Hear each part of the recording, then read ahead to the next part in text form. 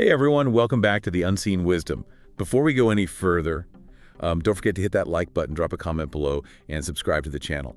You know, I've been seeing a lot in the news lately about the Democratic Republic of Congo, and it's pretty troubling, this whole situation with the M23 Reda group, advancing in North Kivu.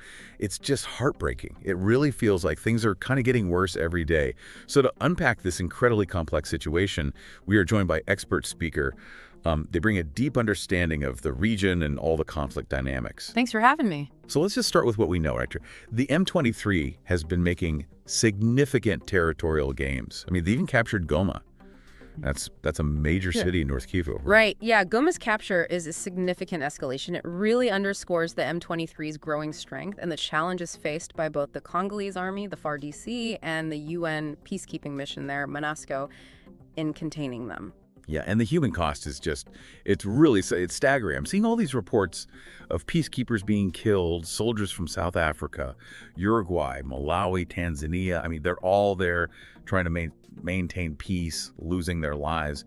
And then there are the thousands of civilians caught in the crossfire, forced to flee their homes. Yeah, the human toll of this conflict is just immense, and it's just crucial to remember that behind every statistic is a human life, a family, a community that's been shattered by violence. Yeah, it's easy to get lost in the geopolitical jargon, but this is about real people suffering. A humanitarian crisis unfolding right in front of us. And one of the things that keeps popping up in the news is the role of Rwanda in all this. There are a lot of accusations going around. Yeah, there are serious allegations that Rwanda is actively supporting the M23 rebels. Evidence has been presented by UN experts, the U.S. State Department, and the DRC government. Okay, so what kind of support are we talking about here? I mean, is it just like rhetoric, or is there something more concrete? The allegations go way beyond mere words. We're talking about reports of Rwandan troops actually crossing the border to fight alongside the M23, supplying them with weapons, ammunition, and even providing sophisticated military equipment. Wow. So how is Rwanda responding to this? Rwanda vehemently denies any involvement at all. And they counter by accusing the DRC of actually collaborating with the FDLR, a Rwandan Hutu group that they consider to be genocidal. They claim that the DRC is using the FDLR to destabilize their country, so they say their actions are justified, a means of self-defense. So it's kind of a he said, she said situation, right? Where each side is pointing fingers and denying responsibility. To some extent, yes. But it's very important to understand that this conflict is not just a sudden eruption of violence. This is deeply rooted in history, particularly in the aftermath of the Rwandan genocide in 1994. Right, the Rwandan genocide, a truly horrific event that continues to cast a long shadow over the region. Can you maybe explain how that event kind of ties into what we're seeing today? Sure. Well, the perpetrators of the genocide, many of them members of the Interahamwe militia, they fled across the border into the DRC after the genocide. And Rwanda has consistently argued that their military incursions into the DRC are necessary to pursue these individuals and to prevent further attacks on their territory. So this historical context really just adds another layer of complexity to this already very intricate situation. So this conflict, in a way, is a continuation of the Rwandan genocide, with its unresolved issues and the lingering tensions. In a sense, yes. The trauma of the genocide, the displacement of people, the pursuit of those responsible, all of these factors are contributing to the current instability and the mistrust that fuels the conflict. It's a tragic cycle of violence that just doesn't seem to have an end. But I want to circle back to the allegations against Rwanda. Even with all this historical baggage, there seems to be mounting evidence of their involvement in supporting the M23. So what is the international community doing about it? Yeah. Well, the international community has been grappling with how to respond to these allegations. There have been calls for sanctions against Rwanda and other actors supporting the M23, with discussions taking place at the UN Security Council. But reaching a consensus on imposing sanctions, it's a very complex process. Okay, so why is it so difficult to kind of get everybody on board with sanctions? Well, there are several factors at play. First, Rwanda is a member of the UN Security Council, so they do hold some influence within the international community. This makes it difficult to garner the necessary support for imposing sanctions. Second, there are concerns about the effectiveness of sanctions. Some argue that sanctions could harm ordinary citizens and may not actually deter the Rwandan government from continuing their alleged support for the M23. And finally, there's the issue of unintended consequences. What do you mean by unintended consequences? Well, sanctions can sometimes backfire and lead to unintended outcomes. For example, they could strengthen the resolve of the targeted regime, push them closer to other actors who are also under sanctions, or even create further instability in the region. So it's a very delicate balancing act. The international community wants to send a strong message to Rwanda, but they also want to avoid actions that could make the situation worse. Sounds like they're caught between a rock and a hard place, right? They want to act decisively, but they're also worried about making things worse. And then you add South Africa's involvement in all of this. It adds another layer of complexity. Absolutely. South Africa has a significant military presence in the DRC as part of the SADC intervention force. SADC being the Southern African Development Community. That's right. And sadly, we've seen reports of South African soldiers losing their lives in this conflict. Yeah, and those deaths have really sparked a heated debate back home in South Africa. I've been following the news closely, and it seems like there are a growing number of people, including politicians from various parties, who are calling for the withdrawal of South African troops from the DRC. Yeah, the calls for withdrawal are definitely getting louder. There are concerns about mission creep, a lack of a clear mandate for the South African National Defense Force, the SANDF, and the increasing danger faced by their soldiers. I can understand those concerns. It's one thing to contribute to peacekeeping efforts, but it's another thing entirely when your soldiers are being killed in a conflict that seems to have no end in sight. Exactly. And there are also criticisms directed at President Cyril Ramaphosa and his administration. Oh, really? Like what kind of criticisms? There are concerns about a lack of transparency regarding the SANDF's role in the DRC and a perceived lack of accountability for the lives lost. It sounds like a very, very difficult situation for South Africa. On one hand, they want to contribute to regional stability, fulfill their international obligations, but on the other hand, they're facing mounting pressure to bring their troops home and protect their own interests. It's a very complex dilemma with no easy answers. This situation in the DRC is forcing South Africa to confront some really tough questions about their role in the region, the risks involved in peacekeeping operations, and the responsibility they have towards their soldiers and their citizens. This has been a truly enlightening discussion so far. We've covered a lot of ground, from the M23's advances to the role of Rwanda and the international community's response. But before we move on to part 2, I want to leave our viewers with a question to ponder. What do you think South Africa should do? Should they stay the course in the DRC? Or should they prioritize the safety of their soldiers and bring them home? Let us know your thoughts in the comments below. And of course, don't forget to like and subscribe to The Unseen Wisdom for more deep dives into the world's unseen wisdom. We'll be back soon with part 2 of this episode, where we'll delve deeper into the potential consequences of a prolonged conflict and explore the possibilities for a peaceful resolution. Welcome back to The Unseen Wisdom. We're continuing our deep dive into the conflict in the Democratic Republic of Congo. And as promised, we're going to really kind of explore those tough questions surrounding South Africa's involvement. Yeah. The presence of South African troops in the DRC isn't just about military strategy. It's also deeply intertwined with the political and economic landscape of the whole region. South Africa, as a leading power in Southern Africa, they have a significant interest in stability in the DRC, not just from a humanitarian perspective, but also for their own security and economic well-being. Right. I remember reading somewhere that the DRC is a major trading partner for South Africa.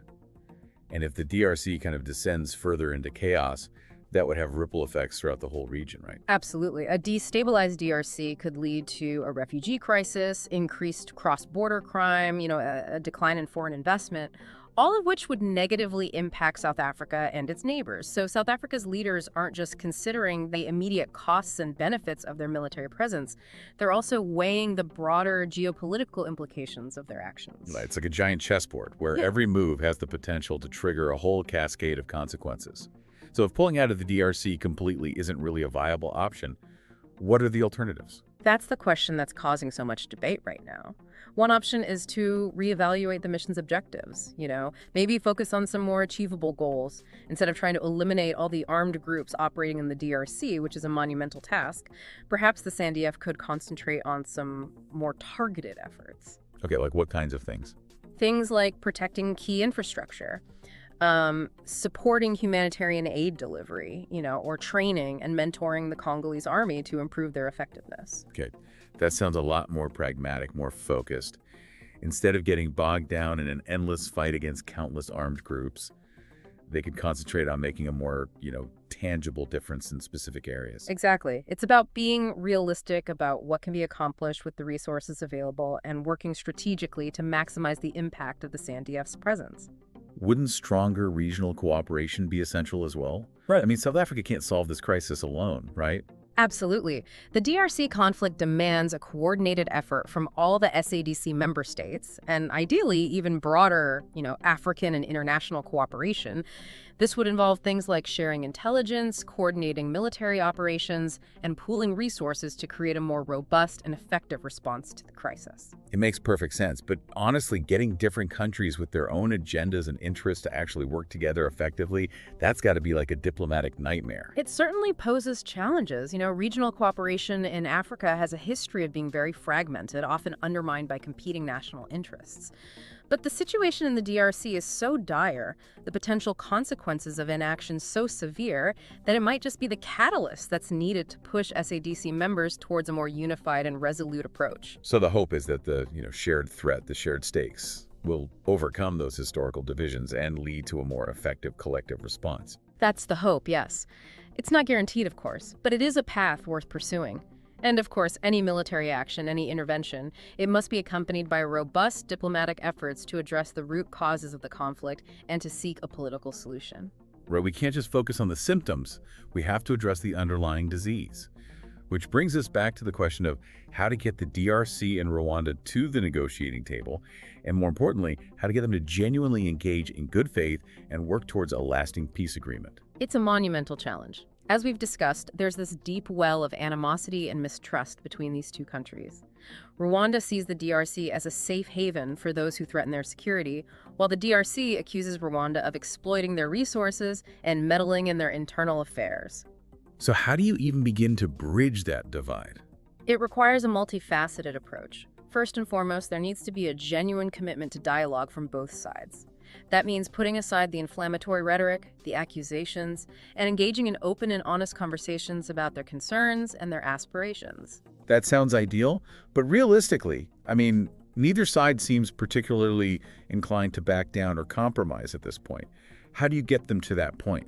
That's where the role of the international community becomes absolutely crucial. Neutral mediators and facilitators from countries or organizations that are not directly involved in the conflict, they can play a critical role in bringing the parties together. So it's about creating that safe space, that neutral ground where they can communicate without feeling threatened or pressured.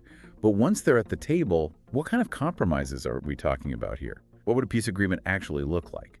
Well, any lasting peace agreement would have to address the core issues that are fueling this conflict. Rwanda would need to commit to respecting the DRC's sovereignty and territorial integrity, ceasing their support for armed groups that are operating within the DRC, and addressing the DRC's security concerns regarding the presence of Rwandan Hutu militants on their soil. And what about the DRC side? What would they need to do? The DRC would have to demonstrate a willingness to address Rwanda's security concerns, potentially through things like joint border patrols, intelligence sharing, and a commitment to disarming and demobilizing Rwandan Hutu militants operating within their territory. So it's about finding that delicate balance, Right. That point where both sides feel like their security concerns are being addressed and neither side feels like they're giving up too much. Precisely. It's about finding a solution that allows both countries to coexist peacefully and to focus on building a more prosperous future for their people. It sounds incredibly difficult, almost idealistic. But in a conflict as complex and deeply rooted as this one, maybe a little idealism is exactly what's needed. Perhaps.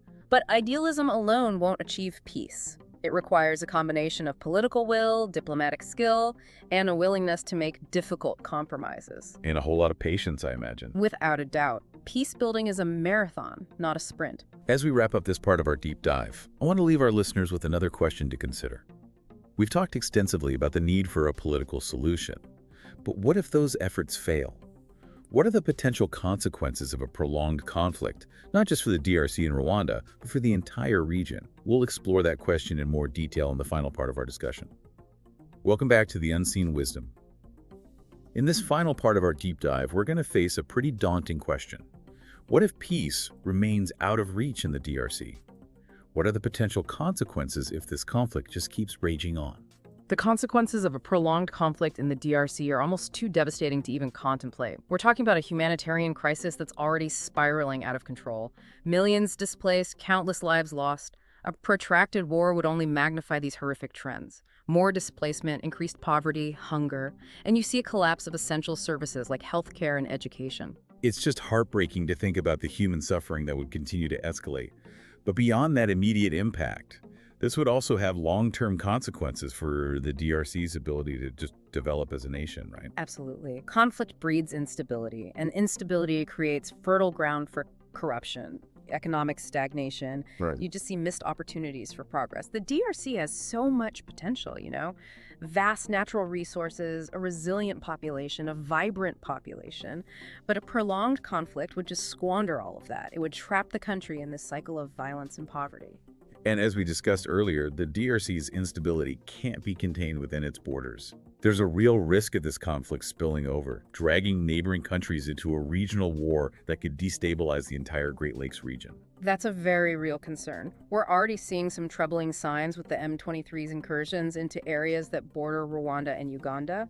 If this conflict intensifies, it could easily draw those countries in, and potentially others, igniting a wider war with devastating consequences for the whole region. It's terrifying to think about the potential for, such widespread destruction and suffering. I mean, this region has already endured so much. It would be a tragedy of just immense proportions, and it's not just about the direct impact of the violence. A regional war would disrupt trade, displace millions more people, strain already limited resources. It would lead to a humanitarian crisis on just an unimaginable scale. So given these, horrifying possibilities, what can be done to prevent this worst-case scenario from unfolding? I mean, is there any hope for a brighter future here? Well, while the challenges are immense, there's always hope. As we discussed, a negotiated settlement remains the most viable path to peace. But to achieve that, it requires a combination of internal pressure for reform within the DRC and sustained external pressure from the international community. What do you mean by internal pressure? Well, within the DRC, there needs to be a stronger push for good governance, an end to corruption and impunity. These issues have fueled the conflict, and a genuine commitment to addressing them is essential for building lasting peace. And what about external pressure? What role can the international community play in all this? The international community, particularly regional actors like South Africa, has a crucial role in creating incentives for peace and deterrence to violence. They have various tools at their disposal, including things like targeted sanctions against those who are fueling the conflict. So those sanctions that we talked about earlier really hitting the individuals and groups who are profiting from the violence and instability. Exactly. But it's not just about punishment. The international community can also support, human rights organizations that are working to promote peace and justice. And they can provide financial and technical assistance to help the DRC rebuild its institutions, strengthen its economy. So it's kind of a multi-pronged approach, right? Using both carrots and sticks to encourage those who are working towards peace and discourage those who are obstructing it. Precisely. And it's crucial to remember that peace building isn't just the responsibility of governments. Civil society organizations, religious leaders, ordinary citizens, they all have a role to play. Right, it's a collective effort. Lasting peace can't be imposed from the outside. It has to be built from within, with everyone contributing to a shared vision of a more just and equitable society. Exactly. It's about empowering the Congolese people to take ownership of their future and build a more peaceful and prosperous nation. So as we conclude this deep dive, what's the single most important message you want our listeners to take away from this conversation? The situation in the DRC is incredibly complex. There are no easy solutions. But one thing is undeniable. The cost of inaction is far greater than the cost of engagement. The world cannot afford to ignore the suffering of the Congolese people, or the potential for this conflict to escalate into a regional catastrophe. It's a powerful call to action, a reminder that we all have a stake in building a more peaceful world, and that even small actions can make a difference. Thank you, expert speaker, for guiding us through this incredibly important and complex issue. Your insights have been invaluable. Thank you for having me. And to our listeners, thank you for joining us on this journey.